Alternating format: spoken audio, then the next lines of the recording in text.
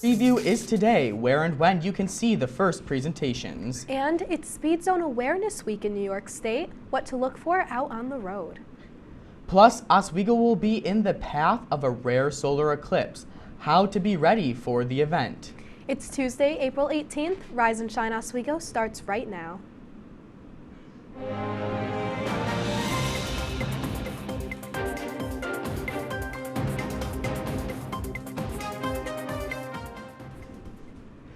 Good morning, everyone. Welcome to Rise and Shine Oswego. I'm Scott Brubaker, joined by Madelynn Cummings, David Rienzo. Kanaya Mabry does have the morning off. Good morning, guys. Good morning, Scott. Good morning. All right.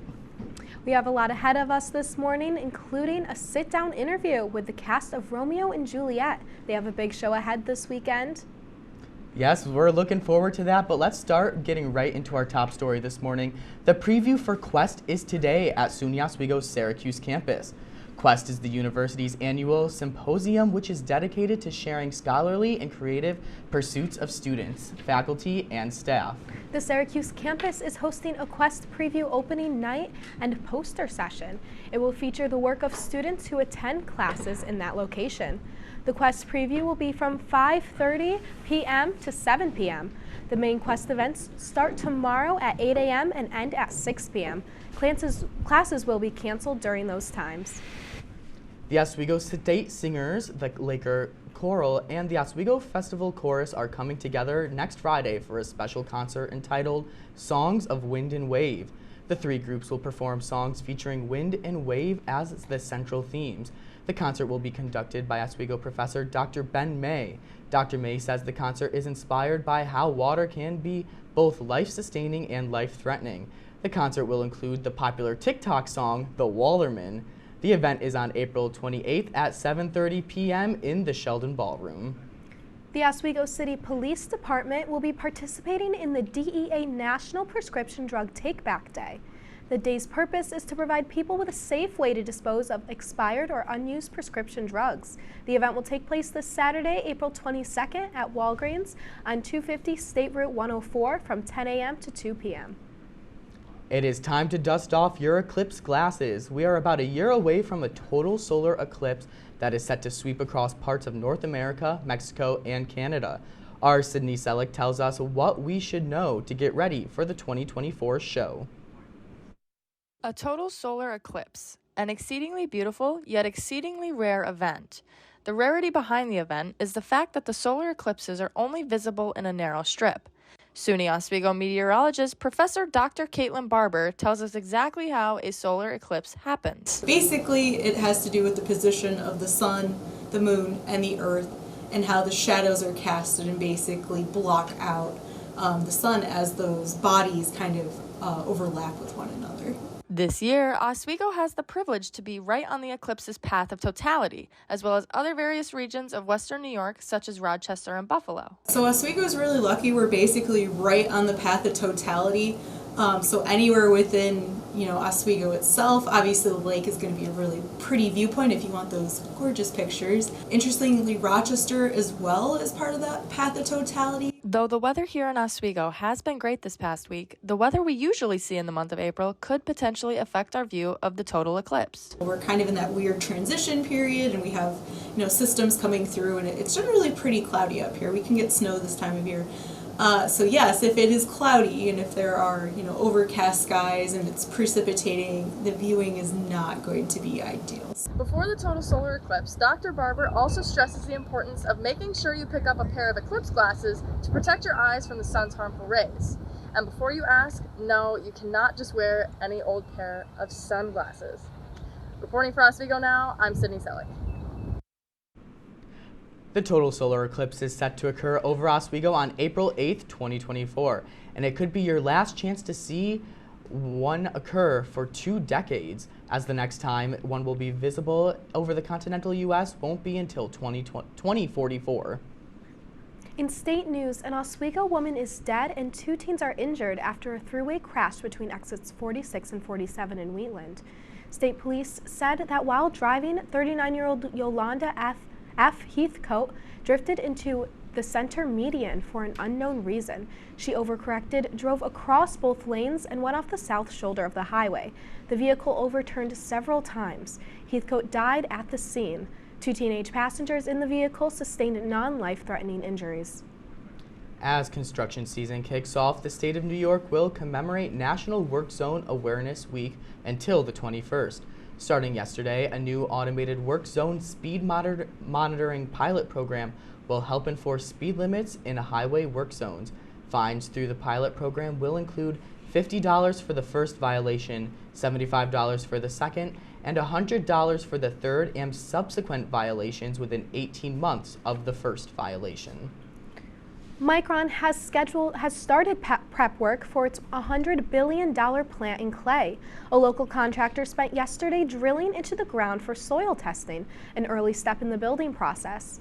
Onondaga County executives released a timeline anticipating that construction will start next year. If the project stays on its projected timeline, it will be operational in 2026, with the bulk of hires happening in 2025. And walkers and runners will get the chance to be cheered on by zoo animals. This Saturday, the Friends of the Rosamond Gifford Zoo will be hosting a 5K walk and run. The event will start at 7 a.m. in the zoo courtyard and have multiple waves. It will cost $32 for zoo members and $35 for non-members. The zoo says all of the proceeds will go to support the zoo's mission to connect people to the natural world. 2 shootings within a half hour of each other in Syracuse leave 1 man dead and a teenager injured. Sunday night at 7:27 p.m., Syracuse police responded to a shooting with injuries call, where a 39-year-old man was found with a fatal gunshot wound to his midsection. About 25 minutes later, at 7:52 p.m., police responded to another call after a 17-year-old boy was shot in the midsection and leg. The teen has been taken to Upstate University Hospital and is expected to survive. And a New York man is facing murder charges after he allegedly shot and killed a woman who authorities say accidentally turned into his driveway. This happened on Saturday in Hebron, a rural town in the Capital Region. Kevin Monahan is being charged with second-degree murder in the death of Kaylin Gillis. Investigators say Gillis and 3 other people accidentally turned into his driveway while looking for a friend's home. Monahan is currently jailed and will have a court appearance in the coming days. And now we're going to take a turn to the weather. David Rienzo joins us with some chilling news. David, please tell us we won't be seeing snow in April. We might be seeing snow in April. This low pressure system that's moving across the country right now is bringing in some cold temperatures from up in Canada that'll move in across our region to bring some cold temperatures, and cold temperatures plus moisture in the air will bring chance of snow for early tomorrow morning.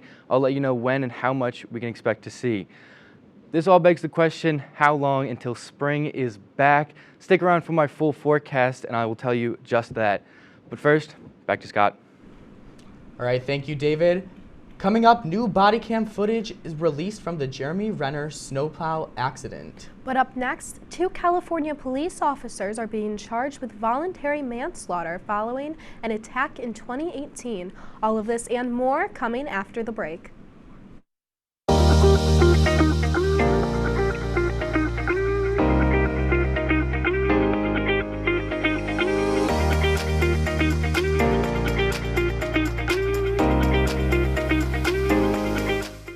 What's going on? Yeah, we go on at like 11:30. It's like No. What do you mean no? It's 10:30. 10:30? Yeah, it's 10:30. What do you mean it's 10:30? Hey, don't touch that. That's my ladder. Hey, man. Whoa. You know this book was already discounted 10%? Wow. Wow. Get a close-up of that one. Matthew, Look at that. Can we go back inside? I want to sleep in the studio again.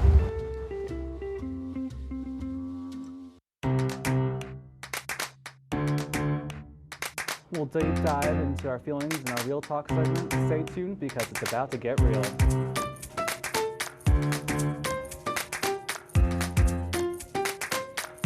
When I was in foster care, I never knew when I would have to move. So I always had my suitcase ready to go. Then one day I was adopted. My new parents opened their hearts and home to me. My parents cook my favorite breakfast for me every morning. My parents take me on trips I never thought I would go on. They gave me a home and an even better reason to use that suitcase. My parents aren't perfect, but they're perfect for me. Welcome back to Major Discussions.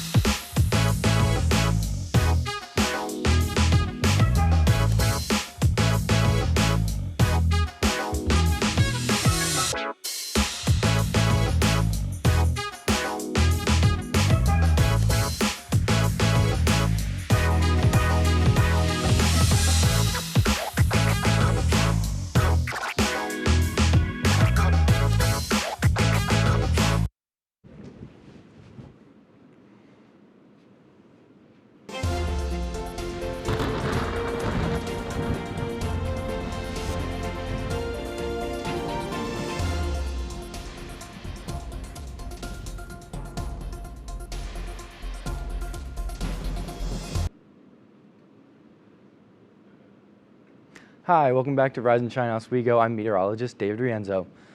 Before we get started, I want to take you back in time a little bit. In 1906, this day today, San Francisco was rocked with a massive earthquake ranking at 7.6 on the momentum magnitude scale, because this was 30 years before the Richter scale happened. It was not as severe as the San Andreas movie, but it still was a very deadly earthquake. Right now across the country, we're seeing some abnormally cold weather move in across our half of the country, while the other half of the country on the Pacific coast is experiencing some above normal temperatures. This is because of the air moving in from over Canada, dropping our temperatures for our next few days. Right now it's a bit chilly, overcast skies, and 40-degree weather. When I left for the studio, it was a little bit calm, but it has since increased to westward winds at 9 miles per hour. This will eventually turn to rain as the day continues. Not much warming as the day progresses, only peaking around 43 for the high at around 2 or 3, and then showers start. And as the day continues around 7, expect more showers and a low of 40 as the night continues. Right now, you shouldn't expect tomorrow, I should say, actually, there will be some high winds peaking around 26 miles per hour from the west. If you have your trash cans out or your recycling bins out, don't expect it to go rolling down the street, but there's a chance that it'll get knocked over. Maybe the bin will get opened up. You got raccoons in there. They're going to be throwing your trash everywhere. So just make sure that you have your trash cans secured down. 7-day forecast, as I said, tomorrow morning, you might be seeing some snow, but for the rest of the week, it's pretty nice. High of around 74 on Friday. Dipping back down to Monday. I'm going to throw it back to the desk. Scott? All right, thank you, David. 2 California police officers have now been indicted in the death of a 23-year-old man who was shot and killed more than 4 years ago. The 2 officers were charged with voluntary manslaughter. They pleaded not guilty and are scheduled to return to court on May 15th. If found guilty, they could face up to 11 years in prison. A developing story in Kansas City, Missouri. A black male teen was allegedly shot by a white 84-year-old homeowner. Emily Schmidt reports. One word, one Kansas City block. That's all Ralph Yarl reportedly missed when he intended to pick up his younger siblings at Northeast 115th Terrace Thursday. And he rang the doorbell at Northeast 115th Street instead. A momentary error with major consequences. He was a musician. He was an honor roll student. He had dreams of going to Texas A&M University. Yarl was shot twice in the head and arm, according to his family lawyers. Now county prosecutors are charging Andrew Lester, a white man in his 80s who lives in the home, with 2 felonies, which includes 1 count of felony assault in the first degree. As a result of these charges, a warrant was issued for Mr. Lester's arrest, and bond was set at $200,000. Missouri is a state with stand your ground laws addressing homeowners who use lethal force to protect themselves. One of Yarl's lawyers argues that doesn't apply here. Because there has been no conversation, not from the suspect, not from the victim, and not from law enforcement, that Ralph Yarl at 16 years old ever posed a threat to this shooter. We understand how frustrating this has been, but I can assure you that the criminal justice system is working and will continue to work. I'm Emily Schmidt reporting. The suspect told investigators he was, quote, scared to death by Jarl's size and his inability to defend himself at age 84. Jarl told police in the hospital that he had pressed the doorbell and waited. 2 men were shot near a Jewish tomb in what police are suspecting to be a terror attack. Police have said a report was received of a shooting at a vehicle in an area in Jerusalem. The men are now in moderate condition and investigations are ongoing. Police officers have been talking to locals trying to find the suspects who fled the scene following the attack. American Wall Street Journal reporter Evan Gershkowitz appears in court in Moscow to appeal his detention nearly 3 weeks after being detained in Russia on espionage charges. The Russian government believes that Gershkowitz was trying to use his reporter status to spy on the Russian army. The U.S. government denied all involvement of spying and demanded his release. Gershkowitz, if he were to be found guilty, would be facing up to nearly 20 years of prison time. Body camera footage shows the aftermath of Jeremy Renner's snowplow accident. The body cam footage shows just how big the rescue was.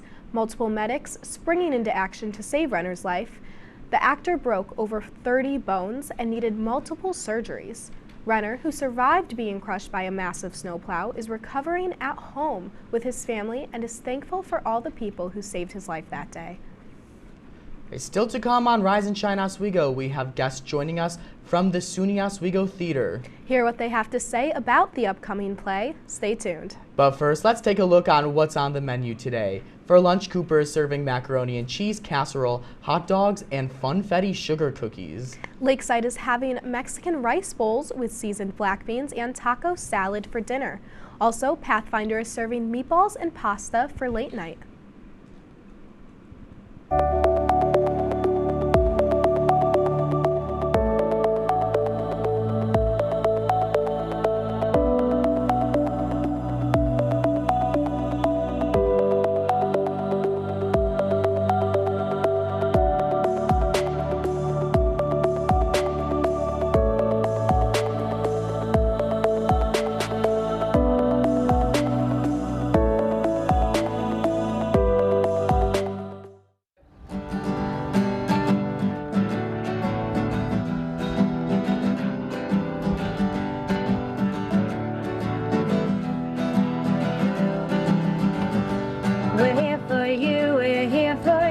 This is your channel too, with sports and news and what to do. We're here for you.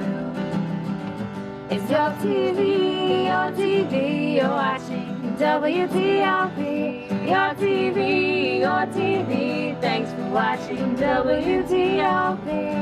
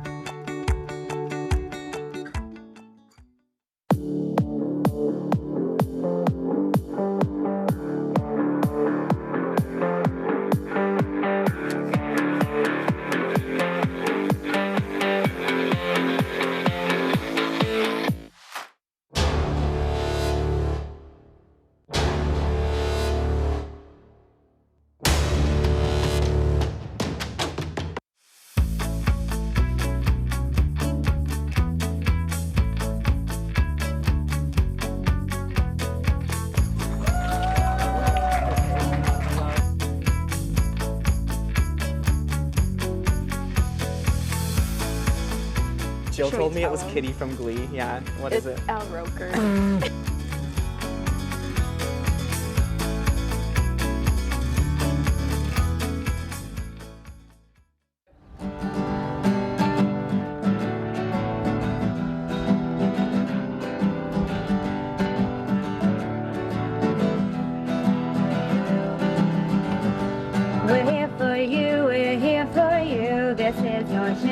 2. With sports and news and what to do, we're here for you. It's your TV, you're watching WTOP. Your TV, thanks for watching WTOP. Hi guys, welcome back to Rise and Shine Oswego. We have some special guests in the studio. Yes, we do. Today we have the cast of Romeo and Juliet from the SUNY Oswego Theater. Hi guys, thank you for joining us. How are you guys today? We're pretty good. Yeah. All right, so I want to start by introducing yourself, what your names are, and like what character are you playing in the show? So my name's Owen West, and I'm playing Romeo. My name's Claire Bosley, and I'm playing Juliet. Hi, my name is Crisara Guzman, and I'm playing the Friar. All right, perfect.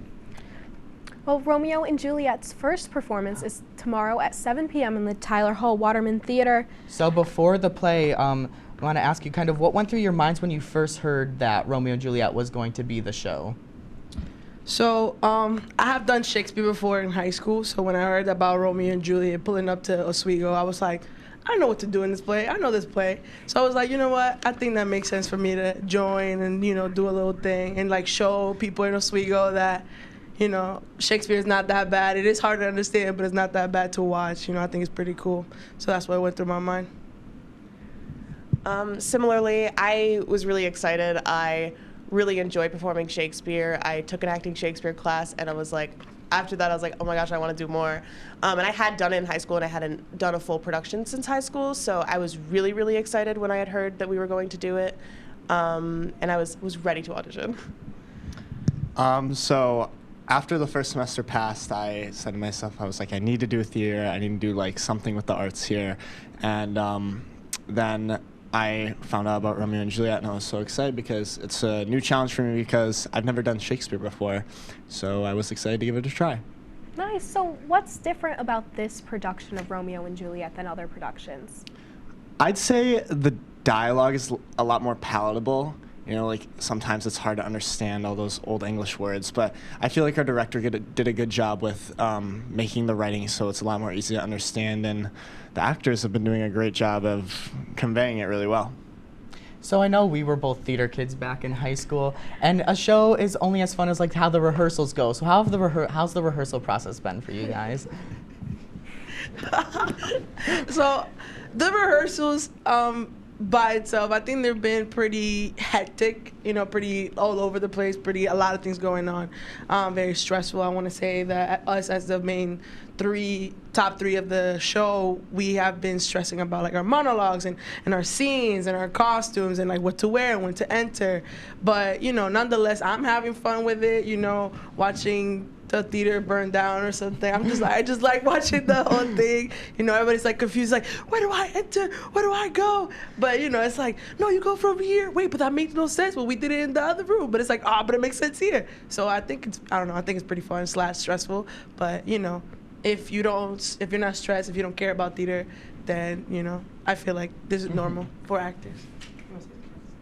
Yeah. Well, I also think, like, you know, we have our mess ups and we have our bad days, but at the end of the day, we're still all having fun, and we can't wait to put on the show. So you do have a lot of costumes and monologues and scenes, but you also have a lot of combat scenes. Can you tell me a little bit about what goes into rehearsing those? So I'm the only, oh wait, no, we're all combatants here. I'm the only one that has a fight. With combatants, it's a very like streamlined process. You know, Dr. Witt, our fight manager, our fight captain, he is very good at like making sure everything's safe with our practices. We practice when rehearsals first started, we were allocating like half of our rehearsal time just to fighting. So it's just like making sure that you and your partner know exactly what you're doing when, keeping it safe. But now, like, kind of the way it works right now is that we have like 10 to 15 minutes before we start our run through every day, and anyone that does anything like involving violence in the show will have their turn to practice it. So like Claire stabs herself in the show, so they practice that. Chrissy pulls a knife from me, so we practice that, and then I have my fight with Tybalt. All right, and we only have about 30 seconds left, but I want to hear real quick from all of you. What's your favorite part about doing this show? I think my favorite part about doing the show is being able to work with these wonderful people. I definitely have scenes with both of them, and I think it's really fun working with them and doing all those kinds of things. I love doing shows here. I really enjoy Shakespeare, the language, and this cast, has been absolutely wonderful. They've been a blast to work with. As a freshman, this is a brand new experience for me, and it's so fun and exciting to do like live theater in such like a high-end, upscaled production like this. All right. I know I plan on going to see it, so I'm really excited to see what you guys can put on this weekend. And I just want to say thank you all for joining us today. Thank you. For having us. Just a reminder that the first performance is tomorrow at 7:30 p.m. in Tyler Hall's Waterman Theater. Whether you are a Capulet or a Montague, you are welcome to watch the cast perform. All right, Rise and Shine Oswego will be back right after this.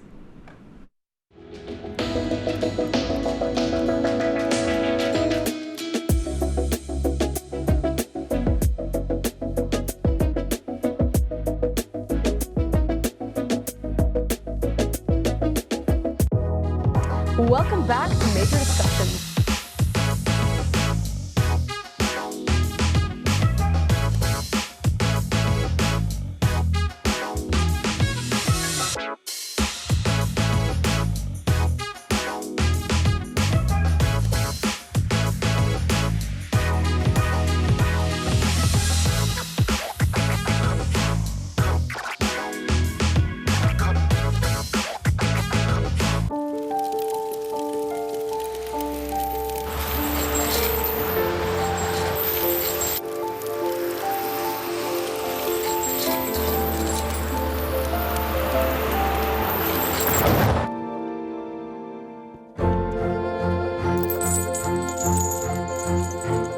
Did you know dragging chains can spark a wildfire? Only you can prevent wildfires. When I was in foster care, I never knew when I would have to move. So I always had my suitcase ready to go. Then one day I was adopted. My new parents opened their hearts and home to me. My parents cook my favorite breakfast for me every morning. My parents take me on trips I never thought I would go on. They gave me a home and an even better reason to use that suitcase. My parents aren't perfect, but they're perfect for me. Hey there, I'm Al Roker, class of 76. Yes, way back in 76. Back when the earth was cooling. You're watching WTOP.